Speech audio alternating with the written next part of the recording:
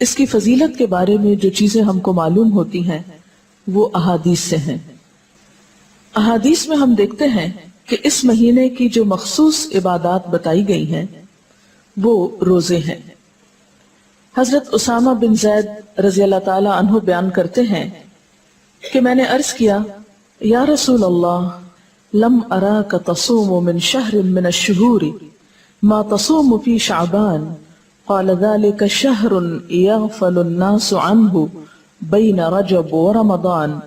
وهو شهر ترفع فيه الأعمال إلى رب العالمين وأحب أن يرفع عملي وأنا صائم۔ حضرت اسامہ بن زید رضی اللہ تعالی عنہ بیان کرتے ہیں کہ میں نے سوال کیا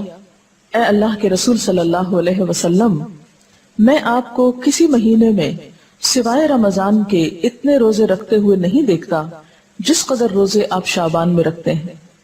آپ نے فرمایا کہ لوگ اس رجب اور رمضان کے درمیان والے مہینے کی فضیلت سے غافل ہیں،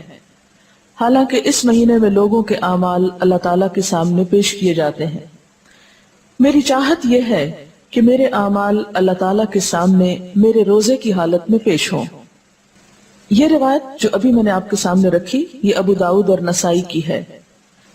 ایک اور روایت میں ہے، ترمذی کی روایت میں ہے، حضرت ام سلمہ رضی اللہ تعالی عنہا فرماتی ہیں ما رأیت النبی صلی اللہ علیہ وسلم یصوم شہرین متتابعین الا شعبان و رمضان،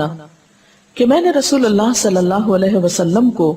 2 مہینے پے در پے روزے رکھتے ہوئے سوائے شعبان اور رمضان کے نہیں دیکھا۔ حضرت انس رضی اللہ تعالی عنہ بیان کرتے ہیں کہ رسول اللہ صلی اللہ علیہ وسلم سے یہ دریافت کیا گیا کہ ای الصوم افضل بعد رمضان قال شعبان لتعظیم رمضان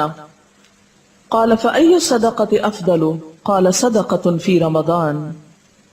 حضرت انس بیان کرتے ہیں کہ آپ صلی اللہ علیہ وسلم سے پوچھا گیا کس مہینے میں رمضان کے بعد روزہ رکھنا افضل ہے؟ آپ نے فرمایا شعبان میں، رمضان کی عظمت کے لحاظ سے، یعنی رمضان کی ایک طرح سے تیاری کے طور